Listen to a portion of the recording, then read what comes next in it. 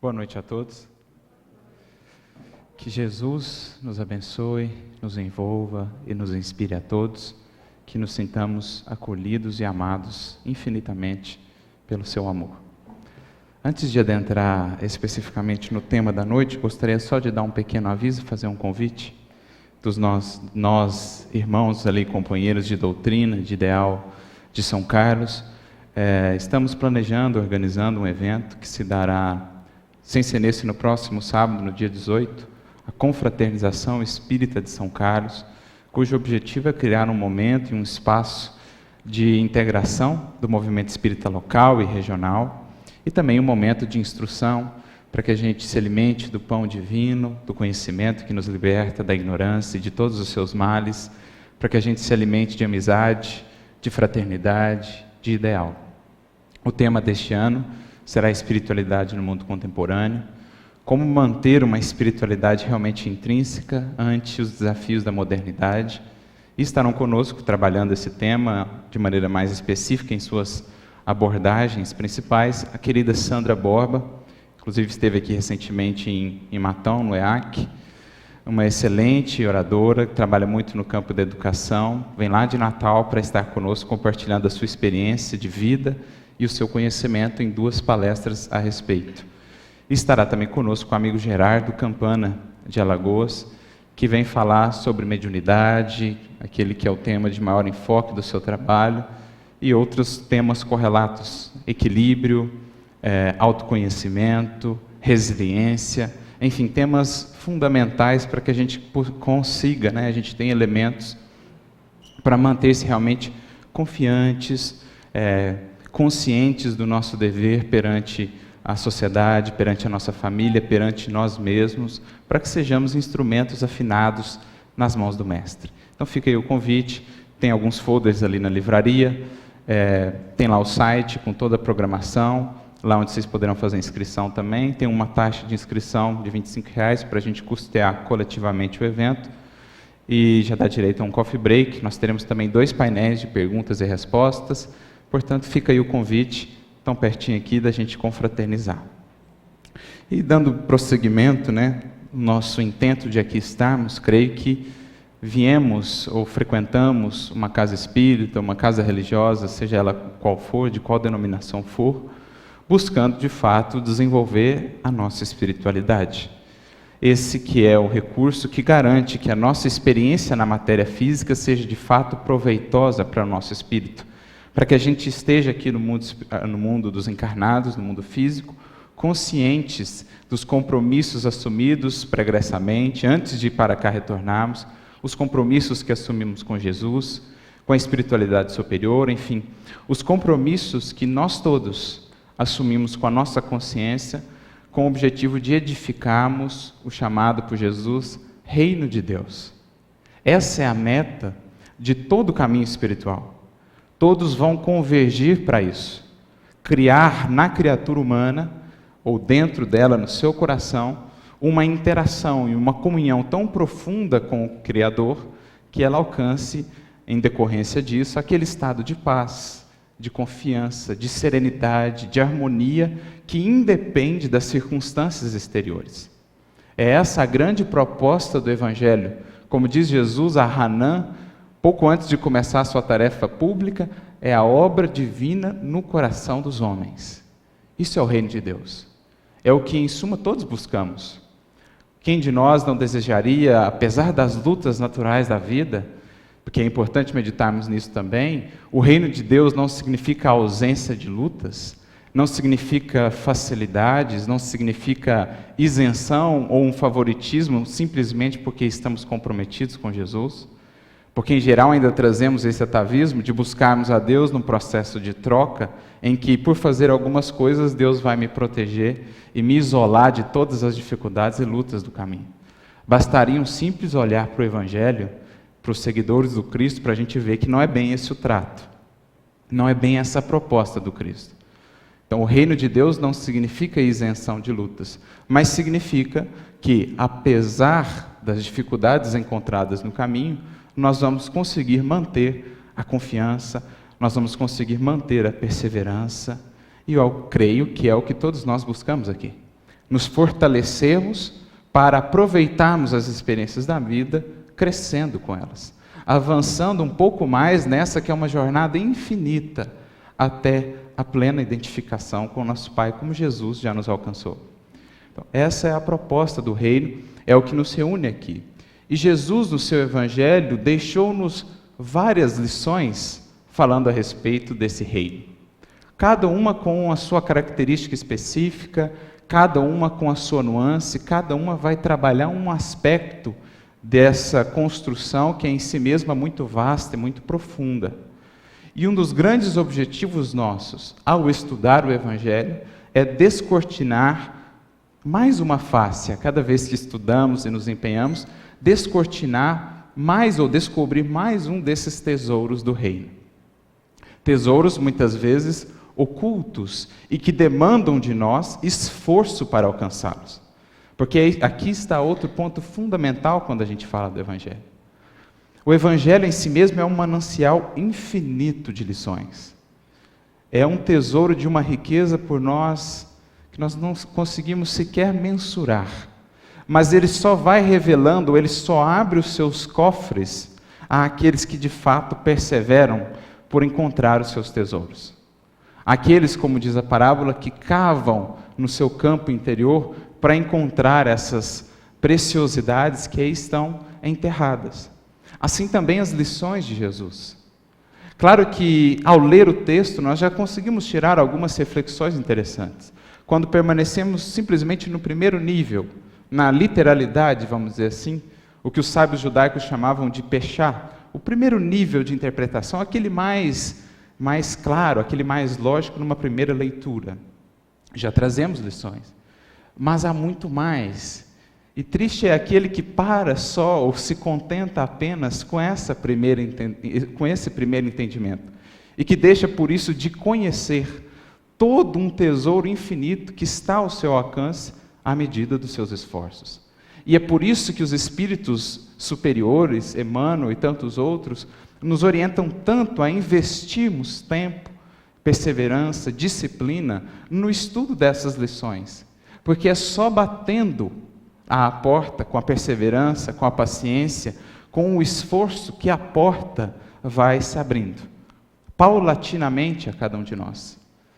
Às vezes uma mesma lição vai sendo, na medida do passar do tempo, quando vamos nos esforçando, entendida em níveis cada vez mais profundos, sempre, claro, harmoniosos entre si, mas cada vez mais belos, cada vez mais bonitos. E principalmente, esse estudo mais aprofundado de uma lição do Evangelho vai trabalhando aspectos do nosso sentimento, e aí está o cerne do Evangelho. Não é uma experiência apenas de intelectualidade. Quando restringimos a leitura ou a experiência com o Evangelho simplesmente a uma experiência de intelecto, nós estamos ainda muito na superficialidade. Porque o Evangelho é, sobretudo, algo que destina-se a trabalhar o nosso sentimento, a evocar em nós aquilo que há de melhor no nosso coração, aquilo em nós que é divino e que estava adormecido, esquecido ou negligenciado. Jesus, através do seu Evangelho, vem soprar as brasas, lembrando-nos do quanto há ainda aqui de belo para ser expresso para a vida e para o mundo, o quanto ainda há aqui por geminar, por ser trabalhado. E isso só alcançamos essa profundidade quando vamos ter essa experiência com o Evangelho pelas vias do sentimento. Quando abrimos o coração ao texto, quando abrimos o coração para que Jesus converse conosco no mais íntimo da alma. Sem isso, estaremos ainda muito distantes de realmente perceber e sentir o que é o Evangelho. Aliás, foi isso que Jesus disse a Nicodemos, quando este o foi procurar à noite, porque queria entender melhor as suas lições. Ele não entendia algumas, e antes mesmo que ele pudesse ir para interrogações mais profundas, Jesus volta-se para ele e diz: Nicodemos, tem buscado apenas raciocinar em torno do Evangelho. Digo a você que é preciso primeiro sentir o Evangelho, porque só quando você sente esse Evangelho, você alcança a sua riqueza. Ele vai despertar em você coisas que você nem julgava ter, potenciais, capacidades, vontades de realização, de construção, que você não acreditava possuir. Mas tu és um ser divino, aguardando apenas esse estímulo e esse comprometimento para gerar tudo o que você pode gerar. És uma pérola preciosa, um diamante, que precisa ser desbastado, que precisa sair da caverna, que precisa ser trabalhado, tirar toda a ganga que envolve aquele diamante, para que enfim possas refletir a luz divina. Isso já está aí, mas compete a você fazer esse esforço, ou assumir esse compromisso. Então é com esse enfoque aqui que queremos entrar na lição de hoje que vamos trazer aqui do Evangelho. Sobretudo com o objetivo de trabalhar algo em nosso coração. E talvez justamente por isso, Jesus escolhesse símbolos tão simples, tão cotidianos, tão belos ou tão naturais, para nos falar do reino e das realidades desse reino. Por isso Jesus vai recorrer aos elementos da natureza, porque a natureza em si mesma já é essa conexão que a gente consegue com Deus quando de fato nos harmonizamos com ela, quando buscamos aprender com ela. Os próprios Espíritos já vão nos dizer, na questão 626, quando Kardec pergunta se a lei divina só foi ensinada pelo Cristo ou pelos reveladores, e os Espíritos vão dizer, não, em todos os tempos, os homens que observaram a natureza, com desejo realmente de aprender, puderam entender essa lei, porque a natureza já é em si mesmo um evangelho, a natureza já é em si mesmo um livro onde as leis divinas estão grafadas com maestria. Os atos mais singelos, aqueles da natureza, eram portanto escolhidos por Jesus, para que pudessem falar com o nosso coração. Quem de nós aqui, quando não se propõe realmente a contemplar a natureza, não se encanta com um João de Barro construindo a sua casinha? Quem de nós não aprende ali com aquela lição simples daquele serzinho também em evolução como nós, aprende ali virtudes como paciência? Vocês imaginam quanto tempo ele leva para construir aquilo? De ter que ir todos os dias, descer lá a lama, pegar 10 gramas de barro e voltar a colocar 10 gramas de barro. Depois, quantas vezes ele faz isso? Até que a sua casinha esteja edificada. Já pararam para pensar? Outro dia estávamos tendo um estudo lá na Federal, em São Carlos, e a gente estava reparando assim, por sobre as árvores que não paravam de passar garças. E eu fui reparando que cada uma delas estava com um gravetinho no bico.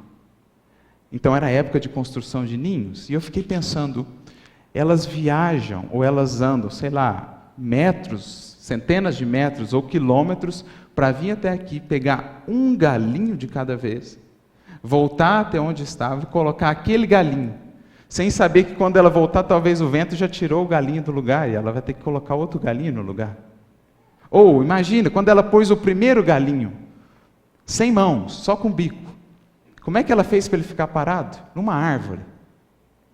Eu não é muita sabedoria?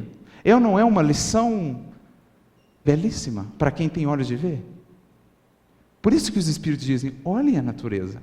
Por isso que Jesus diz, olhai os lírios, observa os pássaros. Ali está a lei divina também.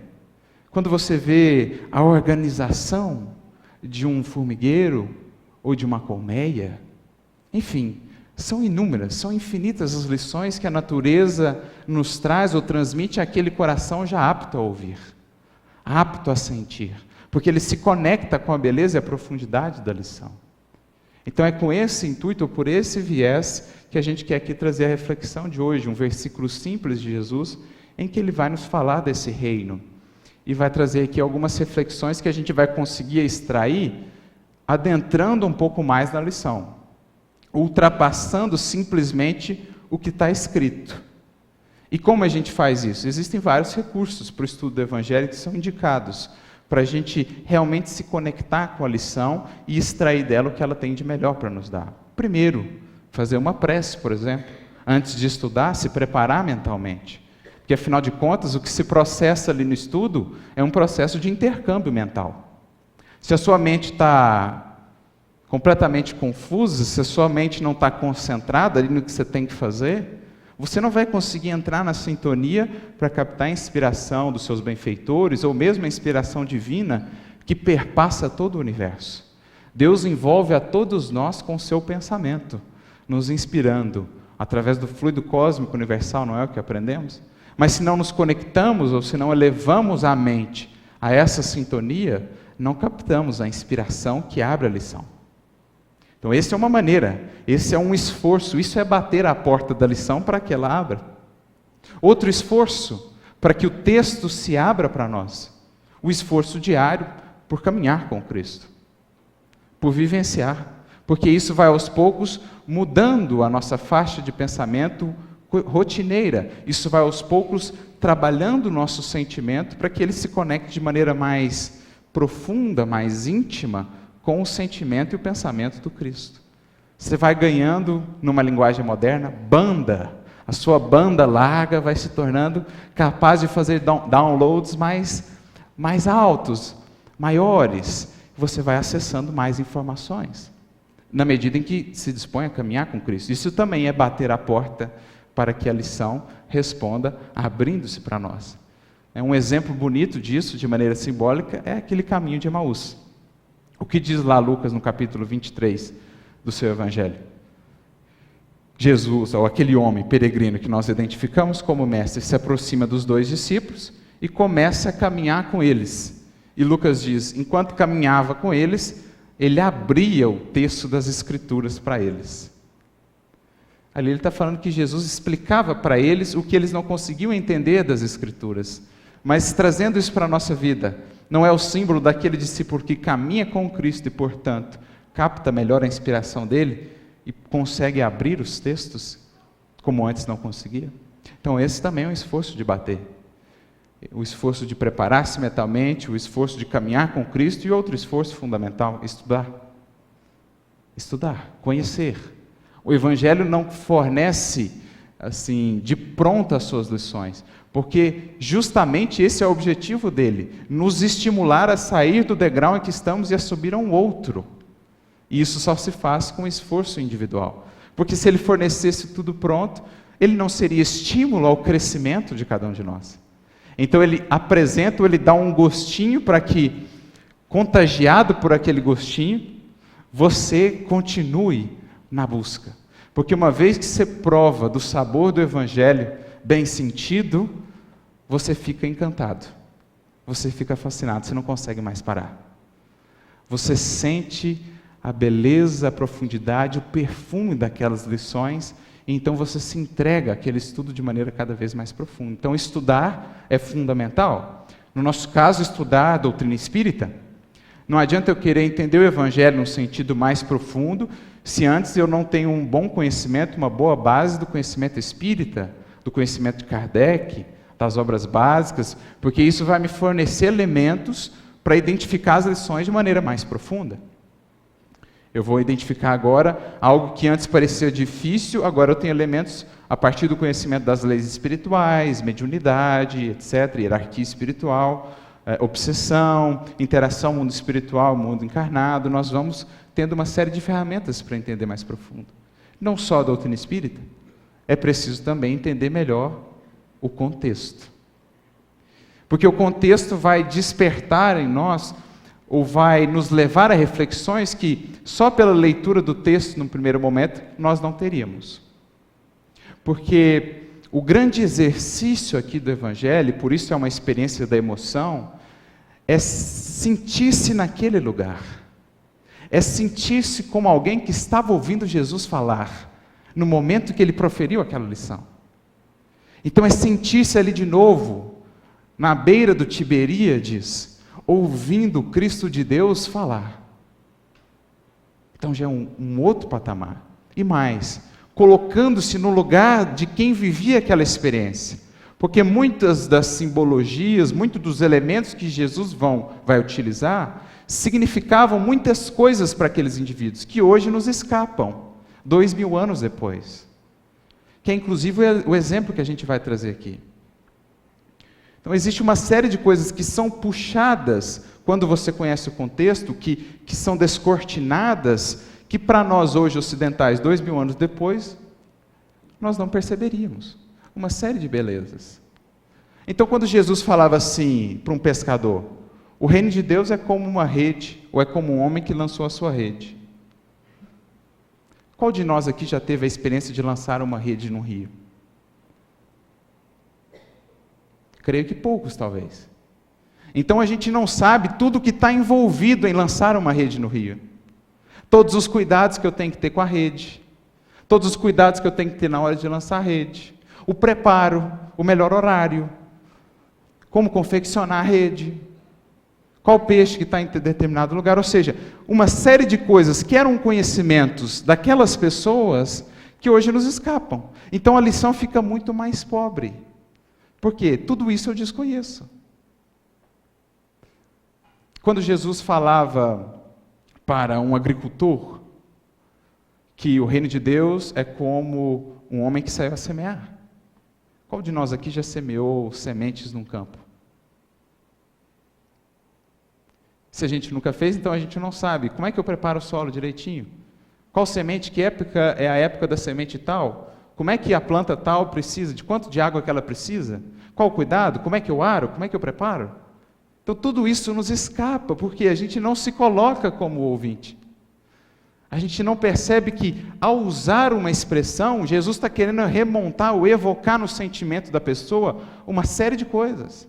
Porque ao falar disso para o semeador, o agricultor já pensava, bom, então o reino de Deus é parecido com o que eu faço todo dia. E o que eu faço todo dia eu preciso ter o quê? Disciplina, eu preciso ter preparo, eu preciso ter previdência, eu preciso ter perseverança, eu preciso ter paciência. Então ele vai associando a sua atividade, o que ela necessita para ser feita, àquilo que é o processo de construção do reino. E se a gente desconhece isso, você perde essas características do processo. E aqui está a riqueza do Evangelho. Isso também é bater a porta da lição para entendê-lo, para que ela libere para nós os seus tesouros de maneira mais abrangente. Então, feita essa introdução, a gente vai adentrar aqui um pouquinho o versículo que gostaríamos de trabalhar hoje, que é um versículo que está no capítulo 9 de Lucas, versículo 62, quando Jesus está falando para os discípulos, para aqueles que desejavam segui-lo. Creio, é o nosso intento. Creio que os que aqui estamos, já nos dispomos a segui-lo, ou não. Creio que é o nosso intento. Então nos encaixamos nessa fala de Jesus. E ele vai dizer que ninguém que, tendo lançado a mão do arado, olha para trás, é apto para o reino de Deus. Então, uma lição de Jesus. Simples, um versículo. Agora, o quanto nós podemos tirar desse versículo em termos de aprendizado? Mas a pergunta que fica aqui, alguém aqui já arou uma terra? Alguém aqui já pegou no arado? E conheceu todas as lutas do processo? Então, qual o meio que a gente tem para entender melhor? Se colocando no lugar daqueles que o faziam à época. O que representava, o que Jesus evocava nos corações dos seus ouvintes, quando comparava a construção do reino a arar uma terra, a arar um solo. O que está implícito por trás disso? Então, a gente vai ter que fazer uma viagemzinha no tempo e entender melhor como se arava o solo naquela época. Porque a gente vai tirar algumas reflexões, a gente vai ver, creio, proveitosas. Então, o arado na Palestina, no primeiro século, nós vamos ter vários autores que falam disso, ou comentam um pouco disso. Por exemplo, Joaquim Jeremias, um grande teólogo, comentou um pouco desse contexto da Palestina no primeiro século. Kenneth Bailey, um outro teólogo, também comenta um pouco dessa passagem. Um livro muito interessante, chamado As Parábolas de Lucas. E eles vão dar ali mais ou menos o desenho, o padrão geral de como era um arado e o processo de se arar naquele tempo. Então, basicamente, nós tínhamos alguns elementos. Nós tínhamos, primeiramente, o solo. O solo como representação do contexto onde eu sou chamado a agir. E a gente já vai identificando os elementos com a nossa vida. Então, o solo é o local onde eu sou chamado a agir. O local onde eu vou colher os frutos da experiência. O local onde eu vou semear para colher os frutos da evolução. Então, o solo pode ser a minha casa, o solo pode ser o meu coração, o solo pode ser o meu trabalho profissional, o solo pode ser o centro espírita. O solo é onde eu estou atuando. onde eu tenho que trabalhar. Então eu tenho o solo, eu tenho o arado, que era um arado, de certo modo, leve. Então um agricultor na Palestina segurava o arado com a mão esquerda, tinha um gancho assim, ele podia segurar o arado com a mão esquerda. Ele tinha aquela força motriz do arado, que era o quê? 2 bois, em geral. Quem já viu, você entrar aí no interior de Minas ainda, você ainda vai ver muito desse processo de aragem manual. Então você vai ter 2 bois e você vai ter uma peça de madeira chamada canga ou jugo, que vai orientar os bois para que eles permaneçam na linha de aragem. Porque esse é um ponto importante também. Você tem uma linha de aragem. Se você desviar aqui, você passa por cima da linha do lado, prejudica o trabalho. Se você desviar para o outro lado, você também atrapalha o trabalho. Então, você tem uma linha.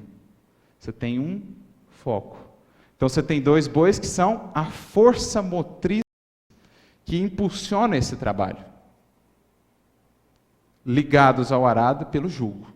Você tem o homem que coordena ali o arado, que dá a orientação, segura o arado, e que a mão direita vai normalmente com uma vareta, um bastão, para guiar o boi, como se fosse um aguilhão, para estimular o boi para que ele siga caminhando. Então aqui a gente já vê que a lição ganha uma outra dimensão. Porque a arado agora para a gente tem personagens e elementos que não estavam considerados antes. E é bonito perceber que é justamente a esse lugar que Jesus quer nos conduzir. Arar a terra envolve outros elementos que a gente vai precisar equacionar para que o resultado seja positivo. Agora trazendo isso para a nossa circunstância. A gente já viu o que representa esse solo, que é um local de ação, e agora a gente vai tentar meditar aqui um pouquinho a respeito dos outros 3 elementos: o arado, os bois e o homem, e como eles se conjugam, como representações de algo que está presente na nossa vida e no nosso agir cotidiano. Mas um primeiro fator importante que Jesus quer ressaltar com essa lição, ou com essa comparação, é que o processo de construção do reino não é simples. Demanda muita atenção, demanda muito foco. Porque se você desvia um pouquinho o olhar, o boi vai para o outro lado e ele passa por cima da linha do lado e prejudica o trabalho. Não só não faz o trabalho, como prejudica algo já realizado. Então a gente precisa de algumas habilidades fundamentais para construir esse reino, é o que Jesus está dizendo. Porque o bom arador sabia que ele precisava, primeiro, destreza. E destreza só se desenvolve como? Com perseverança, com prática, com continuidade em algo que eu estou fazendo. Ninguém se torna bom e hábil em fazer uma coisa se não persevera, se não se disciplina a continuar fazendo aquela coisa.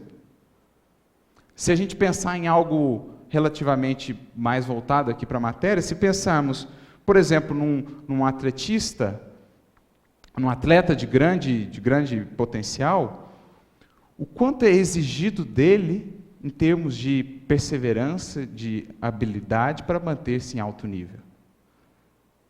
O quanto é exigido dele em termos de continuidade, de perseverança, de compromisso diário com aquela ação, para que ele consiga realmente resultados positivos, vamos dizer assim.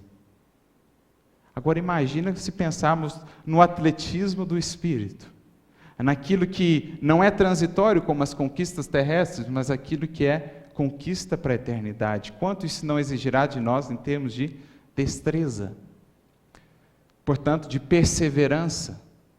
Então a gente já vai vendo que com essa lição Jesus está dizendo, olha, sem perseverança não há construção do reino.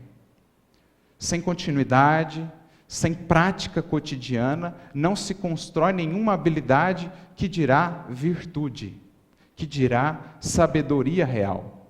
Sem estudo constante, sem experienciação constante. Aliás, Emmanuel vai dizer isso numa definição muito bonita no livro Rumo Certo, quando ele vai dizer que cultura nada mais é do que a soma de lições repetidamente experienciadas, e virtude nada mais é do que experiências incomensuravelmente recapituladas. Então é isso, habilidade. A habilidade de perdoar é continuidade no exercício de fazê-lo. tornar aquilo que antes era feito com muito esforço algo cada vez mais espontâneo. Porque você sabe que alguém é gênio em alguma coisa quando ele faz aquilo parecer fácil. Você sabe que o cara é gênio quando ele faz parecer tocar um bar no piano, algo assim, como se você estivesse relaxando, como se você estivesse pensando na vida. Por quê? Habilidade. Agora, quantas horas ou quantas encarnações o indivíduo levou para construir isso? Assim também a habilidade de amar, de perdoar, de desenvolver as virtudes. Então essa é a primeira condição, habilidade. Segunda, aliás, antes disso, vale frisar, essa habilidade, a habilidade de perseverar, algo que hoje em dia nós estamos, de certo modo, bem esquecidos. Ou temos uma dificuldade em começar alguma coisa e levar essa coisa a cabo, com todas as dificuldades que vão aparecendo no processo. Sobretudo quando falamos do trabalho com Cristo. Começar é sempre fácil, continuar é difícil. Agora, concluir a tarefa com Jesus, sair da encarnação como alguém que concluiu a tarefa, raríssimos. Raríssimos. Essa é uma virtude essencial. A segunda, atenção. Ou melhor, concentração primeiro. Porque eu preciso estar olhando ali entre as pernas dos bois, para, se qualquer desvio ocorrer, eu corrigir o quanto antes. E esse é outro problema da modernidade, principalmente. A gente está tendo imensa dificuldade de concentrar. Quem trabalha com o pessoal mais novo, essas novas gerações que estão muito antenadas, não que a tecnologia seja um problema em si, mas mal utilizada, o que ela está gerando? Dificuldade de concentrar, dificuldade de memorizar, dificuldade de perseverar, dificuldade de ler um texto. As pessoas têm dificuldade de ler um texto com 10 parágrafos. Por quê? A gente está tendo dificuldade em focar. A nossa mente fica naquele turbilhão de um excesso de informações, porém desconexas. Como diz o grande filósofo Sérgio Cortella, né? Muita gente fala que navega na internet, mas eu digo que, na verdade, muita gente está naufragando na internet. Expressão dele. O que ele quer dizer com isso? A gente acessa um monte de informações, mas todas desconexas, todas sem profundidade, todas com superficialidade, e isso influencia no nosso dia a dia. A gente vai estudar e a mente não para no estudo. A gente vai fazer uma ação e a mente não para na ação. Como é que você quer, então, aprender com a ação se você não está concentrado na ação? Se você não está centrado nela? É outra virtude que Jesus está nos falando, necessária para a construção do reino, simplesmente pelo fato de falar de um arado. E outra que decorre da concentração, a atenção, que para nós cristãos conhecemos muito como vigilância. Para estarmos atentos com a mudança repentina das circunstâncias da vida, que muitas vezes nos leva a cometer atos impensados ou pelo impulso, comprometendo às vezes todo um trabalho. Às vezes é um momento de irritação que faz você falar uma palavra que vai prejudicar uma relação, uma encarnação inteira, que vai gerar todo um dano depois. É um momento de irritação no trânsito que te leva a cometer uma loucura, algo impensado que vai custar muitas lágrimas depois para corrigir. Como diz André Luiz, do nosso lar, quantos séculos para corrigir um instante, às vezes? O indivíduo que tem um momento de desatino e comete algo impensado, porque não estava vigilante, atento, focado no que é preciso fazer. Então, tudo isso nos é falado implicitamente, é claro, para quem persevera na lição, simplesmente pela escolha do arado. É o que o arador já pensava com ele. Jesus está falando que o reino é um arado. Eu sei o quanto é difícil arar um solo. Eu sei o quanto demanda de mim empenho. O quanto demanda de mim esforço. O quanto demanda de mim suor. Trabalho. Sacrifício. O quanto demanda de mim concentração, atenção, enfim. Tudo isso nos é falado simplesmente por essa escolha.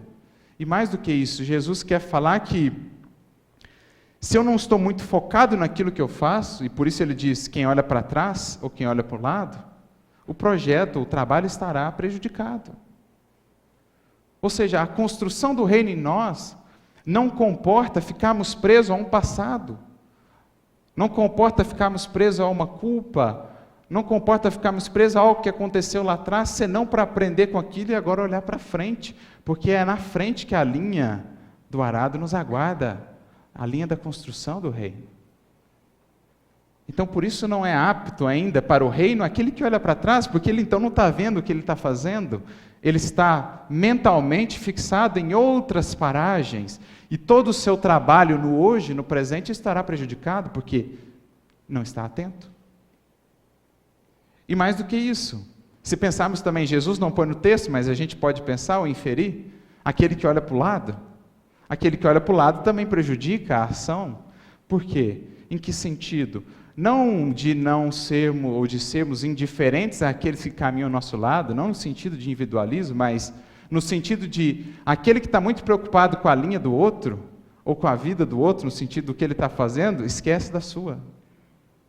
Aquele que concentra muita energia e atenção no que o outro está fazendo com o seu arado, acaba atrapalhando a sua construção.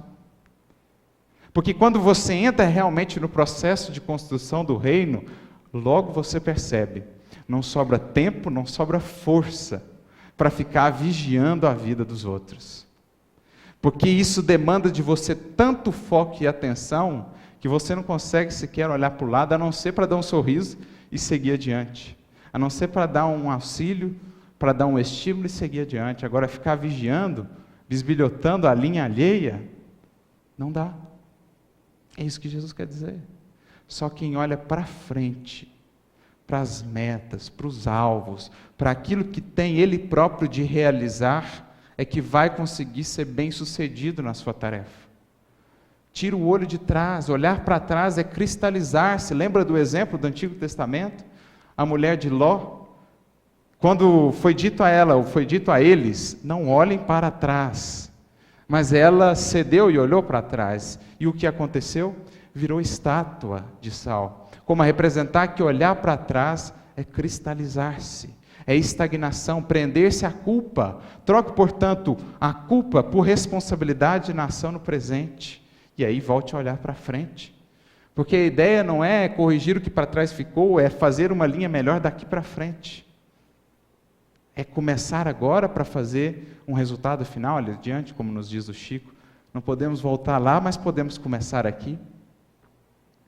Então é isso que ele está querendo dizer. Quem olha para trás ainda não está apto para o reino, porque o reino vai exigir dele concentração total no presente, na ação, porque ele tem que harmonizar passado, presente e futuro. Ele tem que aproveitar do passado o que é de melhor, representado pela linha que já foi feita, conjugar isso com a sua ação no presente, harmonizando ou conectando com o que foi feito no passado, tendo em vista onde ele quer chegar no futuro. Então ele tem que estar atento a esses 3 tempos, entre aspas, mas de olho voltado para o futuro, aprendendo com o passado, tirando dele o melhor, concentrando-se no presente, tendo em vista, em meta, futuro. É o que Jesus quer nos dizer, com a simples menção de um arado. Mas mais do que isso, há um aspecto interessante. Eu ficava pensando na lição dos bois, o que aqueles bois ali representam, porque a gente já percebeu agora que se o solo é o contexto onde agimos, o arado representa ação, esforço, trabalho, suor, que vai aos poucos também regando essa terra, esse solo. O suor ou lágrimas, por vezes, que vão também já fertilizando, fecundando esse solo. Como diz o Chico, todo mundo evolui desidratando, seja através do choro, seja através do suor. Mas a gente evolui desidratando. Então a água que vai escorrendo ali nesse trabalho já é também água que alimenta as sementes para o futuro. Mas enfim, o arado então é o símbolo do esforço, do trabalho, colocar mãos à obra. Né? E o homem e os bois? Como eu falei, os bois são força motriz. Mas os bois por si só, sem a orientação do homem, fariam um estrago.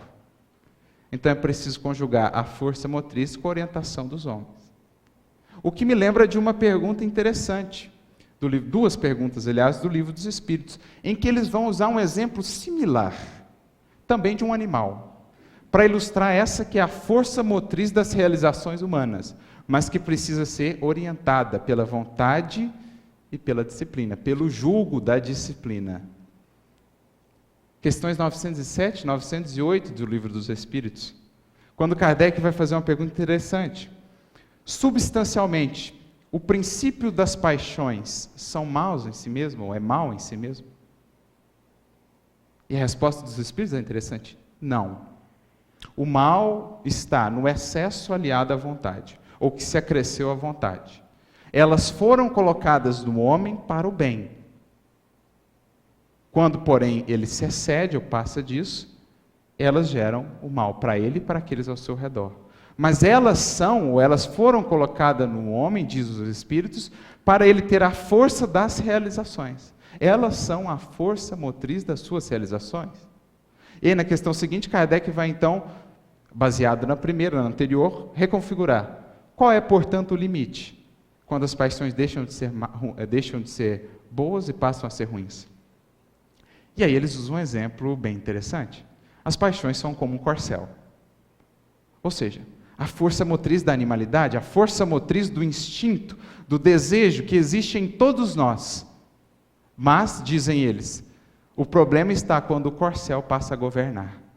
Quando ele é governado, ele dá uma imensa força de realização ao ser humano. Quando, porém, ele governa, geralmente isso vai acabar num abismo. Geralmente isso traz muitos danos ao indivíduo. Então Kardec vai dizer, no comentário dessa questão, as paixões decuplicam as forças do homem, 10 vezes. Decuplicam. Mas ao final do seu comentário ele vai dizer, tudo aquilo, ou toda paixão que aproxima o homem, ou que está desequilibrada, aproxima o homem da natureza animal. Mas sempre que ele consegue superar isso, e equilibrar isso, orientar isso, ele se aproxima ou supera a natureza animal em vias de evolução para a perfectibilidade que nos é possível. Então veja que interessante, eles vão comparar essa força do animal aí, essa força da animalidade ou do instinto, com essa força motriz que alimenta as nossas realizações. Quando essa força não está controlada, em outras palavras, na nossa lição, quando os bois não estão no jugo, o que acontece? Desastre. Porém, quando os bois estão bem trabalhados e orientados ali no jugo da disciplina e da vontade humana, são eles que fornecem a força para fazer o que sozinho o homem não faria. Porque arar manualmente é quase que impossível. Mas, com o auxílio deles, assim também conosco. Sem a força do desejo, não faríamos nada, mas o problema é quando o desejo nos controla, e não nós controlamos o desejo. Que é um exemplo clássico disso, de quem ilustra muito bem esses, entre aspas, bois em descontrole, o apóstolo Paulo. Antes da conversão, ele era um boi desgovernado, era um trator, passava por cima de tudo, pisava na linha tudo, andava para o lado, andava para o outro, mas quando ele pôs o jugo do Cristo, ou melhor, quando ele aceitou o jugo do Cristo, ele se tornou um boi, ou continuou sendo um boi, mas agora um boi de uma realização no bem. Veja o que esse homem fez, gente. De onde vinha aquela força toda? É a mesma. Ele só pôs o jugo. Falou, não, agora eu governo o desejo. E esse desejo agora vai estar a serviço do Cristo. E aí ele fez o que fez. Decuplicou as suas forças. É o que a lição está nos ensinando. Então não é remover o desejo, não é tolher o desejo, não é reprimir o desejo, mas é canalizar a força motriz do desejo para realizações positivas. É entender como Paulo entendeu, que tudo nos é lícito, mas nem tudo nos convém, porque eu vou entrando em linhas alheias, vou estar prejudicando searas alheias e a minha própria, se não estiver muito bem centrado na linha de ação com Jesus, que é sempre a linha do bem, do amor, enfim, daquilo que exige de nós vontade e empenho. Porque o bem, ele sempre exige vontade para ser feito. Como o próprio apóstolo Paulo também vai dizer, e aprendeu isso, lá no capítulo 15 do Evangelho segundo o Espiritismo, para fazer-se o bem é sempre necessário o uso da vontade. Para fazer-se o mal, basta, a maioria das vezes, a inércia e a negligência. Então, para não fazer o mal, é só ficar parado. Agora, para construir no bem, você precisa pôr a mão no arado. Você precisa da orientação, da vontade, coordenando o desejo para que o desejo cumpra ou mantenha-se dentro da linha de ação com Jesus.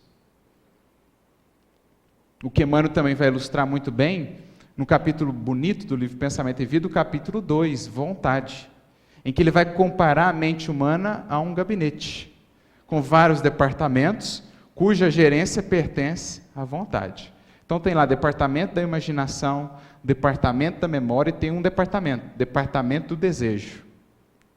E Emmanuel vai falar assim, o dever da vontade, o papel da vontade é dizer a cada departamento o que eles têm que fazer para a harmonia do todo, para que os fins sejam alcançados, porque quando o gabinete do desejo se coloca acima da vontade, ou quando a vontade fraqueja e não controla o desejo é capaz de comprar séculos de aflições para o indivíduo. É o que Emmanuel diz. A força motriz, quando perde o jugo, a disciplina, às vezes destrói todo um trabalho já feito. Às vezes já tinha várias linhas feitas, mas quando ele cede a uma tentação, ele vem passando aquilo e vai destruindo toda uma obra já construída para depois ter que reconstruir tudo de novo. Por quê? Ele soltou. Não no sentido de que a vontade é simplesmente castradora, mas ela é direcionadora. Porque muitas vezes pensamos no exercício da disciplina ou da vontade como algo que nos limita ou algo que nos prende, mas nos esquecemos, como Chico nos diz, que a disciplina não são as celas, não são as grades, a disciplina é a porta da cela. Perdão, é a chave da cela.